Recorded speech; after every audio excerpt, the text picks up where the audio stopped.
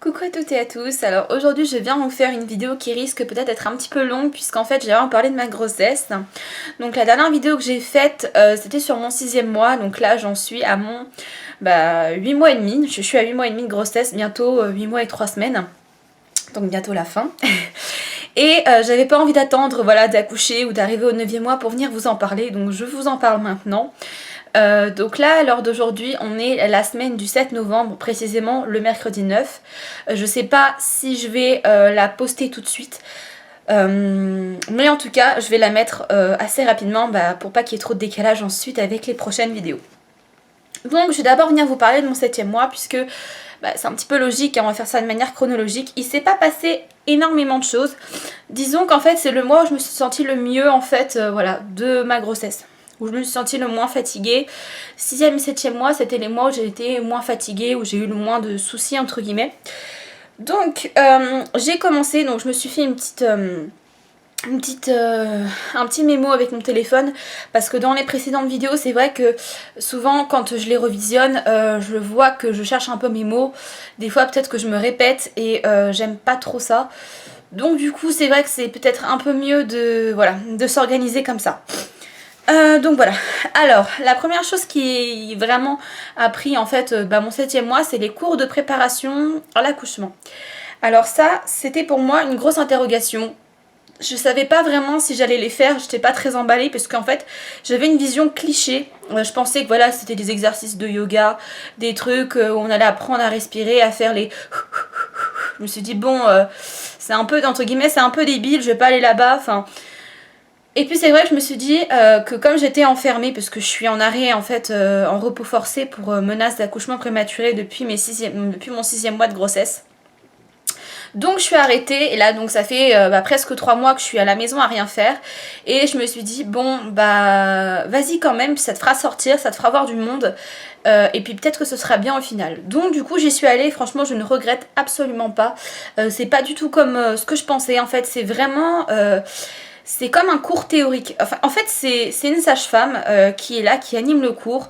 Ça dépend de là où vous allez le faire, mais normalement, c'est pas... Enfin, on n'est pas censé être beaucoup par cours. Je crois qu'on... Enfin, nous, on était 4 ou 5.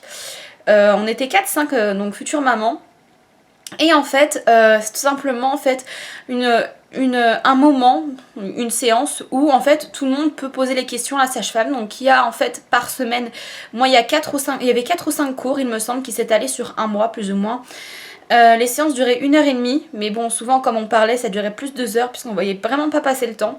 Et en fait donc il y avait un thème par semaine, donc par exemple la première semaine c'était quels sont les signes donc du travail, qu'est-ce qui vous fait aller à la maternité en fait, quand est-ce que vous vous rendez compte que vous allez accoucher. Ensuite la deuxième semaine c'était donc la salle de travail, comment gérer la douleur des contractions, comment voilà, comment le col se dilate, etc. Le troisième cours était sur tout simplement l'accouchement, la délivrance, tout ce qui est sorti du placenta, l'épisiotomie, la péridurale, quand est-ce qu'on la pose, etc.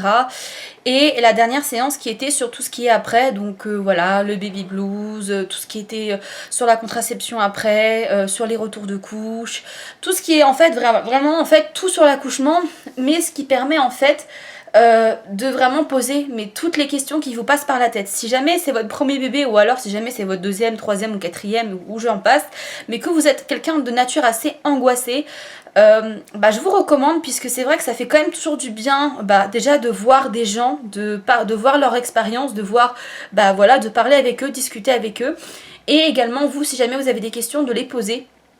Parce que la sage-femme répond vraiment très bien aux questions. Enfin moi j'ai vraiment été très contente. J'avais pas beaucoup de questions, moi c'était surtout sur l'épisiotomie et sur quand est-ce qu'on posait la péridurale. À part ça j'avais vraiment pas d'inquiétude spéciale ou pas de crainte spéciale. Mais ça m'a vraiment fait du bien rien que de voir les gens, de bouger, de sortir de chez moi. Et également on a fait des petits exercices de respiration pour apprendre à gérer la douleur pendant les contractions. Donc ça peut aider, ça ne coûte rien, c'est gratuit, vous n'avez rien à avancer. Généralement c'est proche de chez vous, de votre hôpital, donc vous n'avez pas besoin de faire beaucoup de route. Et vraiment je trouve que ça vaut vraiment le coup. Moi vraiment je regrette pas du tout d'avoir fait ces cours là. Donc moi j'ai malheureusement assisté à 3 cours, puisqu'en fait le dernier j'avais mon rendez-vous d'anesthésie du 8e mois, donc je ne pouvais pas y assister. Mais c'est pas grave puisque en fait là où j'avais le plus de questions je les avais déjà posées, donc ça m'a pas posé de problème. Donc durant ce mois d'octobre en fait, qu'est-ce qu'il y a eu? Donc ces cours d'accouchement, mon anniversaire, donc j'ai fêté mon anniversaire à 29 semaines de grossesse, c'était super, pas d'alcool, pas de charcuterie, pas de... voilà. C'était génial, mais bon, c'est comme ça. Ensuite, il s'est pas passé vraiment grand chose, hein, voilà, les examens de routine, le rendez-vous avec mon médecin, puisque maintenant je suis plus suivie par une sage-femme, mais je suis suivie par un médecin. Alors qu'est-ce qu'elle m'a dit? Que tout allait plus ou moins bien, que voilà, qu'elle se développait bien et qu'elle avait mis la tête en bas. Donc au tout début de mon 7e mois, elle avait déjà mis la tête en bas, donc ça m'a rassurée. Ça minimise les risques de césarienne, parce que moi j'ai vraiment très peur de ça. Et une chose que j'ai appris pendant les cours d'accouchement, on peut avoir une césarienne jusqu'au dernier moment. C'est-à-dire que si par exemple vous arrivez à 10 cm de dilatation, que votre col est complètement ouvert et que vous allez passer en salle d'accouchement, mais que votre bébé ne descend pas dans votre bassin, et on pourra tout simplement pas le faire passer par en bas, donc césarienne. Donc ça me fait assez peur, c'est la seule crainte que j'ai, c'est d'avoir une césarienne. Voilà, ou qu'il y ait des complications, mais ça je pense un petit peu comme tout le monde. Donc voilà, pendant ce rendez-vous, elle m'a dit qu'elle avait la tête en bas, que tout allait bien. Et on m'a également dit que j'étais anémiée, donc c'est un gros manque de fer ou je ne sais plus quoi. Donc elle m'a prescrit du fer et une ampoule de vitamines, il me semble, à prendre. Voilà, sinon il me semble que c'est tout. Au niveau des douleurs, j'ai rien eu de spécial, à part voilà toujours mon mal de dos, ma sciatique qui me hante et qui me poursuit depuis même avant ma grossesse. Donc voilà, ensuite j'ai surtout les insomnies, donc je pense que c'est dû à la fin de grossesse en fait, c'est le fait de ne pas pouvoir dormir comme on veut, puisque déjà au niveau du ventre on peut pas se mettre sur le ventre, sur le côté, sur le côté j'ai même l'impression d'écraser mon bébé, donc je sais pas du tout comment me mettre, je suis pas à l'aise, et puis voilà, donc je pense que ces petites inquiétudes aussi, comme le jour J approche, même si on est assez sereine, malgré tout il y a quand même des choses qui cogitent pendant la nuit. Donc ce qui m'empêche un petit peu de dormir. Ensuite à part ça, vraiment le 7e mois, en fait le 6e et 7e mois c'est les 2 mois où je me suis sentie le mieux, le moins fatiguée, le moins handicapée entre guillemets. Voilà, à part voilà, 7e mois ça commençait à être un petit peu lourd, je sentais un peu le poids de ma fille, voilà, je sentais que mon ventre il a vraiment commencé à beaucoup grossir, puisqu'avant ça se voyait pas trop que j'étais enceinte, enfin voilà, c'était un petit peu rond, voilà, c'était mignon, mais là je suis vraiment énorme, on dirait vraiment une baleine. Pour celles qui veulent des photos, je suis très active sur Instagram, j'essaie de mettre des photos au moins 2 fois par semaine de mon ventre, j'ai donné des nouvelles quand je fais des examens, des échographies, même sur Snapchat aussi, tout est en barre d'infos, si jamais vous voulez voir un petit peu l'évolution, plus en détail et plus rapproché qu'en vidéo quoi, parce que c'est vrai qu'une vidéo, là j'en ai sorti une par mois, là j'en sors un mois et demi après, donc c'est pas très régulier on va dire, donc voilà. Le ventre qui a vraiment commencé à grossir, donc quelques petites vergetures. Franchement, je touche du bois, mais j'ai pas eu beaucoup de vergetures. Je n'ai que 2 grosses vergetures qui ont craqué, mais sinon c'est tout quoi. Et vraiment en bas du ventre, sinon j'ai aucune vergeture. Je suis très étonnée de l'élasticité de ma peau, puisque je m'attendais à avoir beaucoup de vergetures, parce qu'en fait je pensais avoir la même peau que ma mère qui a eu énormément de vergetures pour moi. Et là c'est vrai que moi à côté d'elle j'ai rien du tout quoi. Donc voilà, point positif. Ensuite j'ai passé au 8e mois parce que c'est ce qui est le plus riche et le plus intéressant à raconter on va dire, là où il s'est passé le plus de choses. Donc le 8e mois. Le 8e mois a commencé pour moi la semaine du 24 octobre. Donc je suis rentrée dans les 32 semaines de grossesse. Donc là, 32 semaines de grossesse, c'était donc le rendez-vous pour l'anesthésiste qui peut se faire avant, mais les hôpitaux généralement recommandent plus de le faire vers 7 mois et demi, 8 mois. Pourquoi, je ne sais pas.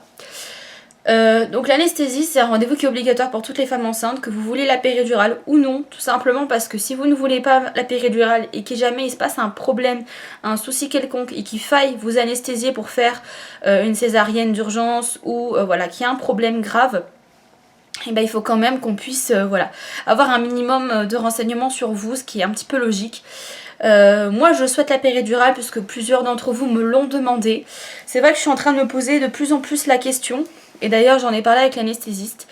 Donc en fait elle m'a tout simplement expliqué que la péridurale on l'a demandé, enfin généralement ils pouvaient la poser à partir de 3 cm de dilatation, donc ce qui est ma foi pas trop, je pense pas trop long, après ça dépend hein, des personnes, hein. Je sais que moi j'ai mon amie qui a accouché il y a 15 jours, 3 semaines, qui a mis 11 heures à se dilater à 3 cm, voilà, et qui après, une fois la péridurale passée, est passée bah, voilà, de 3 à 10 en 2 ou 3 heures il me semble.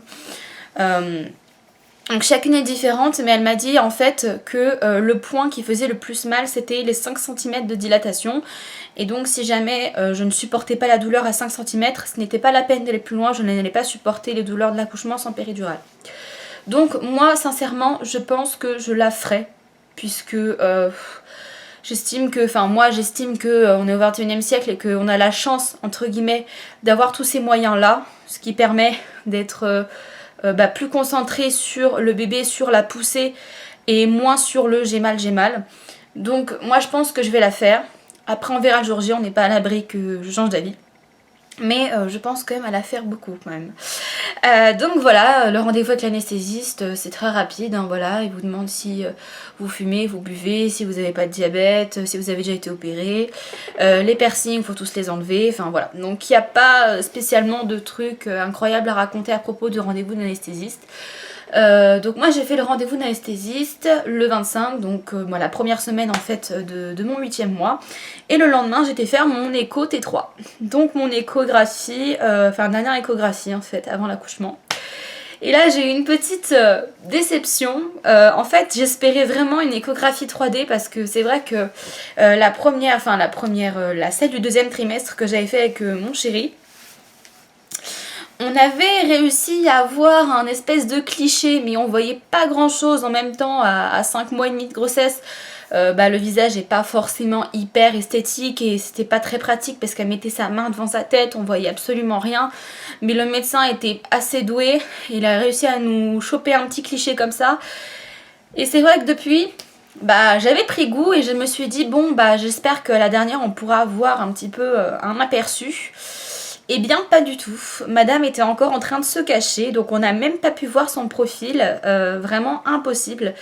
Même le médecin qui nous a fait l'échographie, c'est le chef de service de la maternité, et il a vraiment pas réussi. Je crois qu'il a passé, voilà, je pense.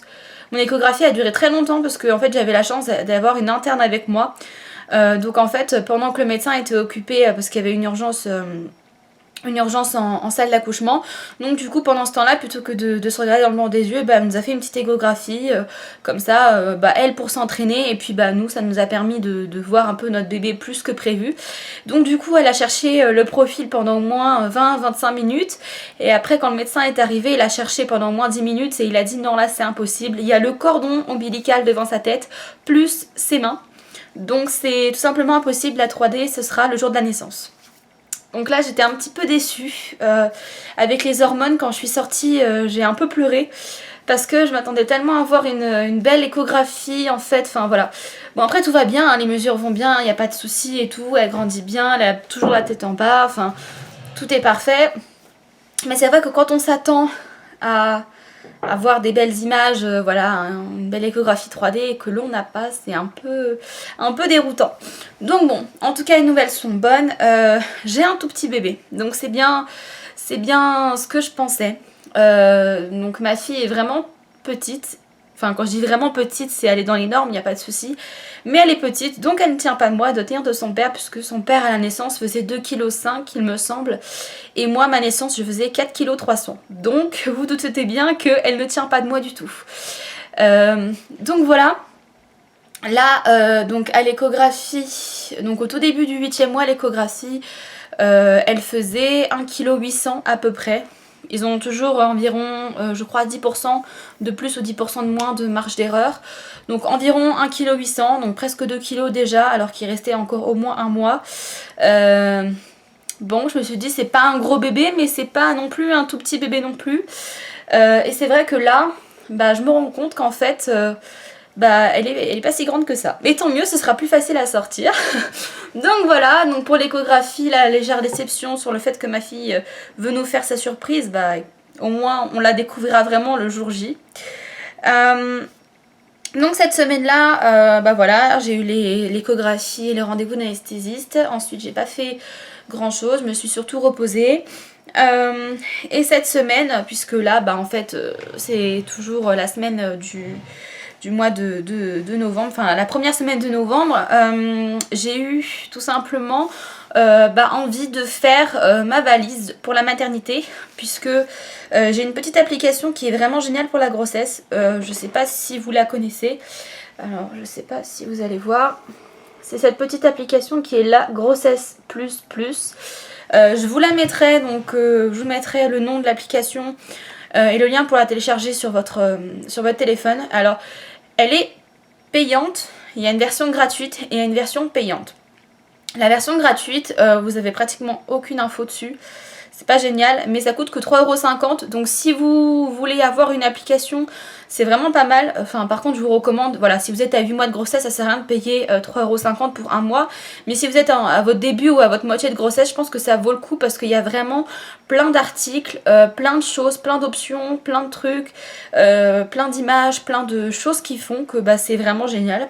Et que c'est 3,50 € bien investi, je pense. Donc je mettrai le lien en barre d'infos si ça vous intéresse. Et donc dans mon application, en fait, on a un petit article quotidien sur le bébé, sur notre corps, etc. Et en fait, ce jour-là, c'était l'article sur préparer votre sac de maternité, puisque mine de rien, ça passe et que il faut déjà commencer un petit peu à s'organiser. Donc normalement, la maternité vous fournit une liste.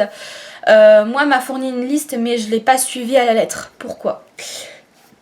Parce que en fait, il demande vraiment beaucoup trop de choses. J'ai fait mon sac est juste énorme. Pour vous faire une idée, c'est le sac que je prenais quand je partais en vacances pour un mois avec mon père. Un mois. Un mois de fringues quoi. Un mois de fringues avec les vestes, avec les coussins, avec les serviettes. Et là, mon sac est rempli et j'ai pris les 3/4 de ce qu'ils m'ont demandé. C'est-à-dire qu'en fait, ils demandaient 6 bodys, 6 pyjamas, plus une tenue pour 4 serviettes de bain, 4 capes de bain, enfin je me suis dit mais what quoi, enfin pourquoi autant, enfin je veux dire de base t'es censé rester 2-3 jours si tout va bien, je dis bien si tout va bien, donc je vois pas pourquoi ramener autant de choses. Après si jamais, moi je vous recommande de faire comme moi, essayez de suivre à peu près voilà pour ce qui est choses à prendre, essayez de suivre la liste. Mais niveau quantité, ça sert à rien de prendre 6 bodys et 6 pyjamas quoi. À la rigueur, vous en prenez 4. Moi j'en ai pris 4. Puisque si jamais votre enfant il régurgite ou si jamais ça déborde de la couche, ou enfin voilà, si jamais il y a un truc. Mais au pire, votre mari ou votre mère ou votre ami, votre soeur, enfin n'importe qui peut repasser chez vous et vous prendre des fringues que vous avez laissées dans l'armoire quoi. Parce que là, ça fait prendre vraiment une quantité de choses juste incroyable quoi. Moi j'ai halluciné. Rien qu'avec les serviettes de bain, une serviette de bain pour moi, une serviette pour m'essuyer les mains ou mes cheveux si jamais je me lave les cheveux, 2 serviettes pour bébé, une pour le plan à langer et une pour la doucher. Déjà ça remplissait pratiquement la moitié de mon sac parce que le linge de toilette ça prend de la place. Je me suis dit j'ai pas mis de fringues encore. Là, le sac est presque plein alors qu'il n'y a que des trucs pour elle quoi. J'ai rien pour moi encore, j'ai pas mes fringues, il n'y a pas la trousse de toilette, enfin il n'y a rien du tout et le sac est rempli. Donc vraiment ça sert à rien de prendre 3 tonnes de trucs. Si jamais voilà vous avez besoin de rester quelques jours de plus malheureusement parce qu'il y a des petites complications, vous demandez à votre mari ou à un proche d'aller chez vous et de vous récupérer des fringues ou ce dont vous avez besoin quoi. Parce que ça sert à rien d'emmasser des trucs pour rien. Vous allez vous y perdre. Donc voilà, qu'est-ce que je voulais vous dire à part ça? Donc j'ai fait mon sac de maternité, mais ça m'a pris presque l'après-midi parce que pour choisir ce qu'on veut mettre à sa fille ou à son fils le jour de sa naissance c'est un peu compliqué. Donc moi j'ai pris un truc assez neutre. D'ailleurs je voulais vous faire une vidéo sur ça aussi, je sais pas si je vous la ferai.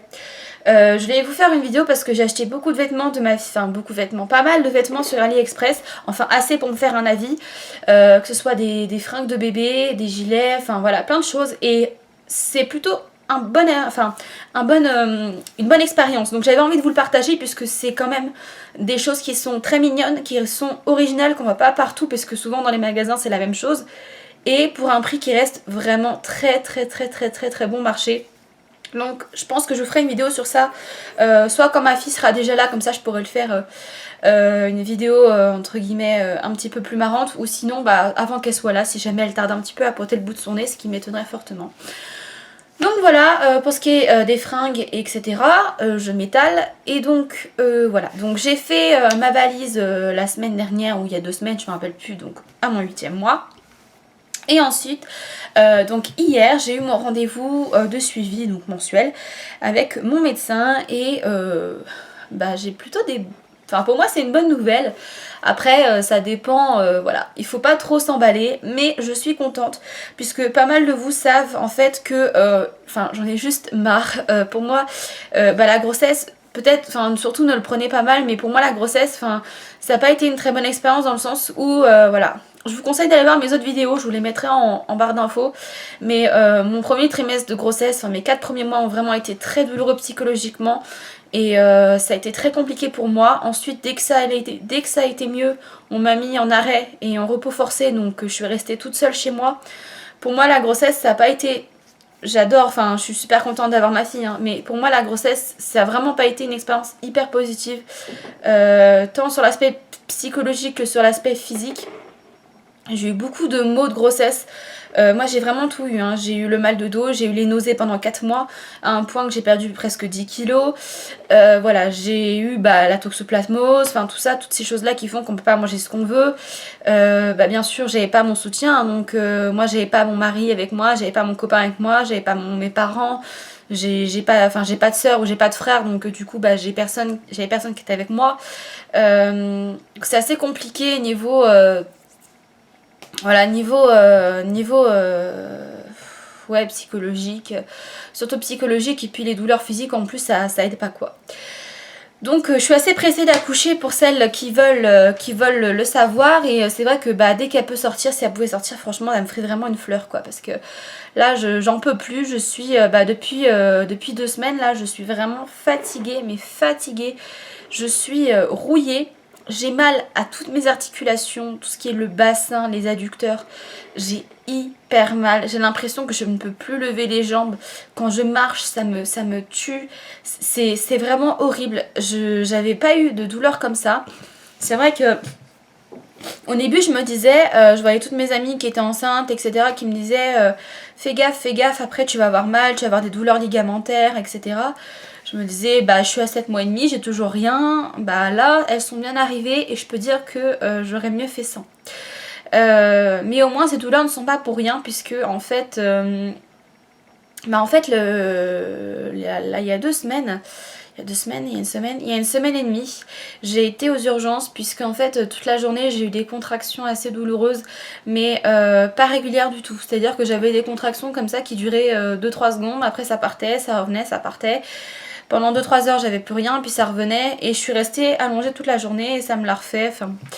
Et je suis allée aux urgences, ils m'ont fait un monitoring pendant 1 heure, enfin voilà, une petite surveillance, un toucher, rien, col long et fermé, donc absolument rien d'anormal.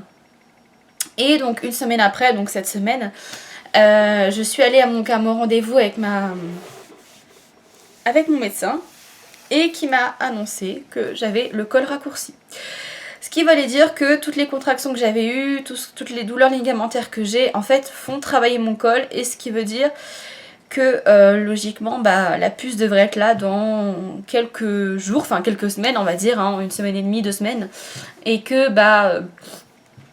si elle continue à frayer son chemin comme ça allait pas trop tarder. Donc je suis vraiment contente. Après, j'avoue que je force pas, parce que j'ai pas envie qu'elle arrive... avant les 36 semaines quoi, parce que j'ai pas envie qu'elle soit placée en couveuse, donc on la mette en truc de prématuré. Enfin moi j'ai vraiment envie d'avoir ma fille avec moi comme tout le monde en fait, normalement dans ma chambre. Donc j'ai pas envie qu'elle soit prématurée, etc. Donc je me repose, je ne fais rien. Cette semaine je ne suis absolument pas sortie, je suis restée toute la journée chez moi depuis cette semaine. Donc voilà, donc mon col s'est raccourci, ça c'est plutôt de bonnes nouvelles, ça veut dire que mon corps avance bien. Et moi qui craignais d'accoucher à 40 semaines, normalement ça devrait passer pour les 36, 37, voire 38 semaines max. Donc je suis assez contente. On m'a annoncé aussi que ça allait être un petit bébé, bon ça je m'en doutais un petit peu puisque bah, ça fait plusieurs... à chaque fois qu'on fait des mesures en fait de croissance, elle est toujours dans les normes, mais dans les normes les plus petites. Donc du coup bah c'est plutôt cool parce que je me dis comme ça que je ne douillerai pas trop le jour de l'accouchement, ce sera plus facile à faire passer, on va dire ça comme ça. Donc voilà, bah, plutôt des bonnes nouvelles au niveau des rendez-vous. Après voilà, niveau physique, voilà, j'en peux plus quoi. Je suis... extrêmement enfin on va dire, je sais pas si c'est fatigué, mais je suis tout le temps dans le gaz, enfin je suis tout le temps somnolente, la nuit je n'arrive pas à dormir, enfin j'ai très très mal au niveau du bas du ventre, comme en fait comme une douleur, comme si on allait avoir ses règles, mais en 100 fois pire, 100 fois pire. Ça fait extrêmement mal, c'est-à-dire que quand je suis allongée, ça va. Mais quand je suis assise, ça va pas. Et je vous parle même pas de quand je suis debout. Debout, c'est juste horrible. Quand je marche, c'est horrible. Enfin, rien ne va. J'ai mal aux adducteurs, au bassin. Je sens que tout travaille, que tout s'élargit, que tout... Je sens que tout bouge et je sens que ça va pas trop... Entre guillemets, ça va pas tarder. Je le sens. Donc j'ai vraiment mal. Au début, je me suis dit, je vais pas prendre de médicaments, etc. Et puis quand même je me suis dit s'il me reste plusieurs semaines à tenir, je vais pas rester comme ça. Enfin, on a des médicaments quand même, c'est pas la peine de souffrir entre guillemets bêtement pour rien. Donc du coup j'en ai parlé à mon médecin, elle m'a donné du magnésium, ça c'est pour les douleurs ligamentaires, du Spasfon pour les contractions. Et toujours mon fer à prendre, voilà, parce que je suis anémiée. Donc voilà, sinon à part ça, rien de spécial. Donc c'est beaucoup de douleurs ligamentaires, c'est très dur pour tout ce qui est se lever, lever les jambes. C'est vraiment au niveau de l'articulation du bassin quoi. En fait c'est vraiment, je sais pas si vous allez voir, c'est vraiment au niveau de là en fait. Tout ce qui est, ouais, les adducteurs quoi. Tout ce qui est au niveau des adducteurs c'est hyper douloureux. Et c'est juste, là je me suis levée par exemple, j'ai juste trop mal en fait. Donc c'est assez compliqué. Donc voilà, pressée que ma fille arrive. Donc là comme je suis à 8 mois et demi, je pense pas refaire une vidéo juste pour 2 semaines. Donc la prochaine vidéo que je vous ferai, ce sera la vidéo des 9 mois et d'accouchement. Puisque normalement ça devrait pas trop tarder comme je vous l'ai dit. Donc j'espère que cette petite vidéo vous aura plu. Je sais qu'elle est assez longue mais il y avait à peu près 1 mois et demi, 2 mois de grossesse à rattraper. Donc du coup j'ai essayé de faire synthétique mais il y a quand même pas mal de choses à dire. Voilà, donc si jamais vous avez des petites questions, si jamais vous avez des idées de vidéos ou tout autre sujet en rapport avec ma chaîne, surtout n'hésitez pas à me le dire en commentaire. Pour celles qui veulent me suivre de manière plus régulière, voilà, sachez que je suis hyper active vraiment sur Instagram et Snapchat. Pratiquement tous les jours je poste quelque chose. Donc si vous avez envie de suivre l'évolution de ma grossesse ou suivre l'évolution de mes tutos make-up ou etc, de mes cheveux, n'importe quelle autre chose, surtout n'hésitez pas. Tous les liens seront en barre d'infos et en fin de vidéo. Je vous fais des gros bisous et je vous dis à bientôt pour la prochaine vidéo. Ciao tout le monde.